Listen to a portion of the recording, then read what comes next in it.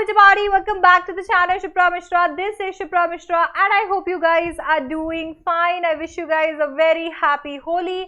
और इसके साथ में आज हम डिस्कस करने वाले हैं CUET के बारे में आपने बहुत सुना होगा, खास करके 9 फरवरी के अराउंड एंड देन उसके बाद में आपके एग्जाम से पहले और अभी भी, क्योंकि CUET के फॉर्म को फिल करने की आखिरी डेट करीब आती जा रही है।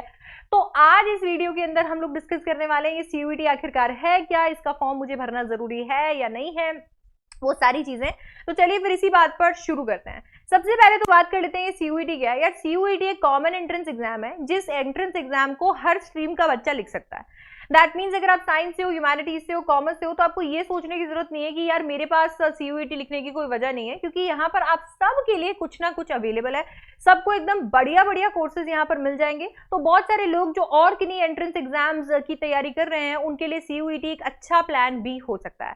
अब CUET एकमात्र ऐसा एंट्रेंस टेस्ट बन चुका है जिसको देने से आपको सारे के सारे आपके सेंट्रल यूनिवर्सिटीज, बहुत सारे state universities, private universities, deemed universities के डोर्स ओपन हो जाते हैं। एक एग्जाम लिखने से आप इन सब के अंदर एंट्री ले सकते हो। आप चूज कर सकते हो कि आप कौन से कॉलेज में, कौन से कोर्स के अंदर जाना चाहते हो आपके स्कोर्स के बेसिस पे। अब इसी के लिए अभी रिसेंटली एक पब्लिक नोटिस आया था, और ये रिसेंट नहीं है, ऑलमोस्ट एक महीना इसे होने वाला है। 9 फरवरी को ये पब्लिक नोटिस आया था, और इस पब्लिक नोटिस के तहत कहीं ना कहीं आप लोगों को अलाउ कर दिया गया था कि 9 फरवरी से लेके 12 मार्च तक आप CUET के अंदर एडमिशन रजिस्ट्रेशन करा सकते हो।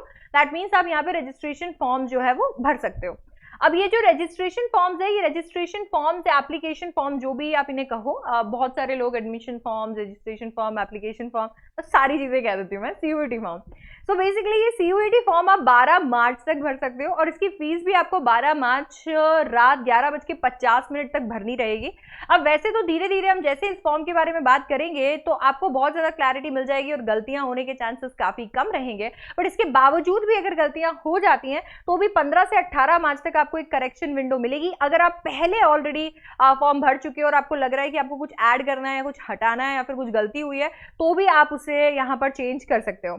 आपको ये भी बता देती हूँ कि 30 अप्रैल को आपको सिटी भी पता चल जाएगी आपके एग्जाम की। सेकेंड वीक तक एडमिट कार्ड आ जाएंगे और 21 से आपके एग्जाम लगने शुरू हो जाएंगे। अब देखो यार, जैसे जैसे CUET पास में आता जाएगा वैसे वैसे ढेरों नोटिफिकेशन आती रहेंगी, और ढेरों नोटिफिकेशन का मतलब है ढेर सारे वीडियोस पूरे के पूरे YouTube पे। बट आपको ये चीज ध्यान रखनी है कि कोई भी ऑफिशियल नोटिफिकेशन सिर्फ इन्हीं साइट्स पे मिलने वाली है, बाकी सारी चीजें ब्लफ है। कोशिश कीजिए कि आप इन साइट को एकदम ध्यान रखें और यहीं पे सारी की सारी नोटिफिकेशन आपको मिलने वाली है। इसके साथ में आपको ये बता देती हूँ कि ये एग्जाम होने कैसे वाला है। अब देखो यार, ये जो एग्जाम है, ये एग्जाम एक ऑब्जेक्टिव टाइप एग्जाम है। दैट मीन्स यहाँ पर मल्टीपल चॉइस क्वेश्चंस आपसे पूछे जाएंगे। ये CBSE या बाकी स्टेट बोर्ड जैसा नहीं है जिसके अंदर आपको बैठकर कुछ लिखना पड़ेगा, क्योंकि ये कंप्यूटर बेस्ड एग्जाम भी होने वाला है। दैट मीन्स ये जो एक एग्जाम है, ये एग्जाम आप CBT फॉर्म के अंदर दोगे, आपको सेंटर्स अलॉट किए जाएंगे जहां पर आप जाएंगे, जाकर आपको कंप्यूटर्स अलॉट किए जाएंगे और वहां पर जाकर आप ये एग्जाम ऑनलाइन लिखोगे। तो जो भी बच्चे ये सोच रहे थे कि ये तो ऑनलाइन होगा, मैं घर से एकदम नोट्स चिपका के और बढ़िया आंसर दे दूंगा और मैं पास हो जाऊंगा, ऐसा कुछ नहीं होने वाला। तो ये आपको सेंटर पे जाकर देना रहेगा। मैं आपको ये भी बता देती हूँ कि यहाँ पर आपको कुछ मीडियम भी देखने को मिलता है। तो एग्जाम जो है वो 13 लैंग्वेजेस के अंदर कंडक्ट कराया जा सकता है। We have Assamese, Bengali, English, Gujarati, Hindi, Kannada, Malayalam, Marathi, Punjabi, Oriya, Tamil, Telugu and Urdu, जिनके अंदर आपको ये पूरे एग्जाम्स कंडक्ट कराए जाएंगे। इसके साथ में हम सिलेबस की अगर बात कर लेते हैं, क्योंकि अभी सबसे पहले दिमाग के अंदर ये आता है कि यार इसके अंदर मेरे को अलग से कुछ तैयार करना होगा क्या, अगर पेपर 21 मई को लग रहे हैं तो मेरी तैयारी उस तक कैसे हो पाएगी। तो आपको बता देती हूँ, आपको फिक्र करने की जरूरत नहीं है, क्योंकि पूरे का पूरा एग्जाम 3 सेक्शंस के अंदर डिवाइडेड है। ब्रॉडली ये 3 सेक्शन में, पहले सेक्शन में आपको लैंग्वेज मिलती है। अब ये लैंग्वेज बहुत सारे कॉलेजेस और यूनिवर्सिटीज जो हैं उसमें इंग्लिश जो है उसे कंपल्सरी बना चुके हैं। इसके अलावा अगर आप किसी लैंग्वेज के अंदर पर्टिकुलरली कोई कोर्स करना चाहते हो तो आपको वो लैंग्वेज तो लेनी ही है।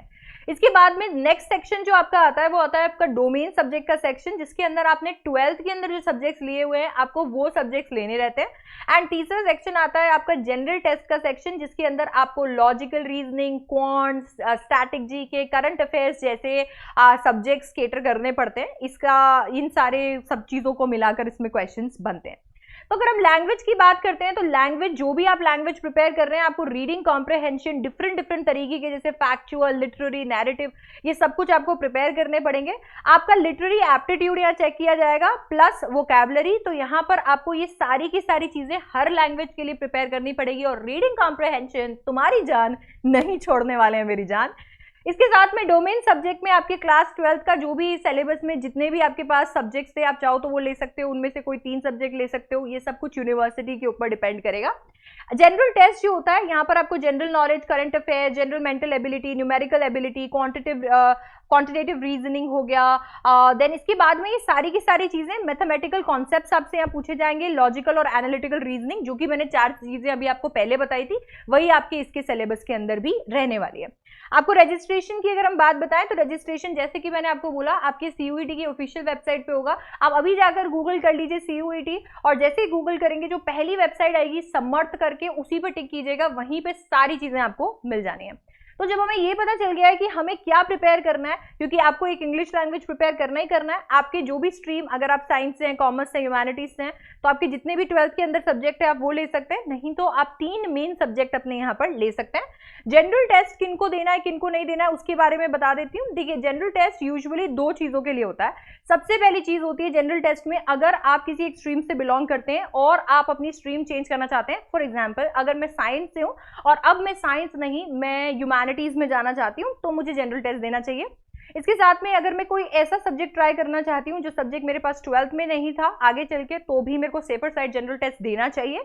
और तीसरी चीज, उन लोगों के ऊपर जनरल टेस्ट एप्लीकेबल होता है जहां पर यूनिवर्सिटीज आगे से कह देती है कि जनरल टेस्ट तो देना ही पड़ेगा बच्चों, नहीं तो तुम्हें एडमिशन नहीं मिलेगा। तो ऐसे केस में भी आपको जनरल टेस्ट देना पड़ता है। मैं आपको बता देती हूँ, आपकी चॉइसेस को थोड़ा ब्रॉड करने के लिए, ज्यादा यूनिवर्सिटीज, ज्यादा कोर्सेज के अंदर आपको एंट्री मिले, ये चीज के लिए मैं आपको सजेस्ट करूंगी कि आपको जनरल टेस्ट लिखना चाहिए।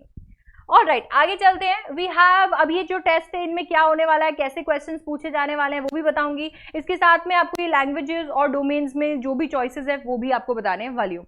तो अगर हम सेक्शन 1A की बात करें तो यहाँ पर आपको 13 लैंग्वेजेस के अंदर से आपको सेलेक्ट करना पड़ेगा। अभी बता दूंगी कौन सी 13 लैंग्वेजेस है। और अगर आप लैंग्वेज सेक्शन 1B से सेलेक्ट करते हो तो यहाँ पर आपको 20 लैंग्वेज का ऑप्शन मिलेगा। बहुत सारी यूनिवर्सिटीज में ये इंग्लिश है, तो मैं आपके लिए ऑलरेडी सिंप्लीफाई कर देती हूँ कि यहाँ पर आपको इंग्लिश लेना ही पड़ेगा। अच्छा, यहाँ पर क्या होगा कि 50 क्वेश्चन आपके एग्जाम में पूछे जाएंगे, जिनमें से 40 क्वेश्चन आपको करने रहेंगे। इसके बाद में डोमेन स्पेसिफिक सब्जेक्ट्स के अंदर आपको 27 डोमेन यहाँ पर दिए हुए हैं। आप जो चाहें वो डोमेन सब्जेक्ट्स ले सकते हैं, बट बहुत सारी यूनिवर्सिटीज यही प्रेफर करती हैं कि आपके पास 12th में जो डोमेन था आप वही जो भी स्ट्रीम था आप वही सब्जेक्ट लें। तो यहाँ पर क्या होता है, आपको 35 या 40 questions to be attempted out of 45 to 50। तो अगर मान लीजिए 45 क्वेश्चन पूछे गए हैं तो उसमें से 35 आपको करने होते हैं, 50 क्वेश्चन पूछे गए हैं तो 40 क्वेश्चन वहां पर आपको करने होते हैं। इसके साथ में सेक्शन 3 जो आपका जनरल टेस्ट है, जो कि बाकी अंडर ग्रेजुएट प्रोग्राम या कोई ऐसे प्रोग्राम जहाँ पे यूनिवर्सिटी आपको मांगती है कि नहीं अभी तो ये आपको देना ही पड़ेगा एग्जाम, तो ऐसे में आपको 60 क्वेश्चन यहाँ पर पूछे जाएंगे, जिनमें से कोई भी 50 क्वेश्चन आपको करने रहेंगे। अब जब ये डिस्कशन हमारा हो जाता है तो हमारे पास में आ जाता है कि कौन कौन सी लैंग्वेजेस या सब्जेक्ट्स है जिनके अंदर हम लोग सिलेक्शन कर सकते हैं। तो ये आपका पूरा 1A हो गया सारे लैंग्वेजेस का, जिसके अंदर आपका इंग्लिश आता है। एंड देन इसके बाद में सेक्शन 1B हो गया बाकी सारे लैंग्वेजेस का। तो आप इनमें से कोई भी लैंग्वेजेस सेलेक्ट कर सकते हो। अगर आप किसी पर्टिकुलर लैंग्वेज के अंदर कोई कोर्स नहीं करना चाहते हो तो इंग्लिश एक कंपलसरी सब्जेक्ट हो जाएगा, हर एक यूनिवर्सिटी मांग रहा है। इसके साथ में आपके पास डोमेन सब्जेक्ट्स में भी है accountancy, agriculture, anthropology, biology, business studies, chemistry, environmental studies, computer science, economics, engineering, graphics, entrepreneurship, fine arts, geography, history, home science, knowledge, legal studies, mass media, mathematics, performing arts, physical education, physics, political science, psychology, Sanskrit, sociology, teaching aptitude, ये सब कुछ आपको यहाँ पर देखने को मिलेगा। अच्छा, इसके साथ में आपको बता देती हूँ सेक्शन 3 में आपको जनरल टेस्ट भी देखने को मिल जाएगा। वैसे मैं जब भी बोलती हूँ हेलो सीरी मेरी बात सुन लो, तब नहीं बोलती है, पर अभी जैसे मैंने यहाँ पे बोला है अपने अलग गाना चालू हो गया है इसका। एनीवे, इसके बाद में फाइनली जब आपने ये सारी चीजें देख ली है तो अभी आपको ये भी बता देती हूँ कि सीयूईटी का फॉर्म भरने के लिए फीस क्या एप्लीकेबल है।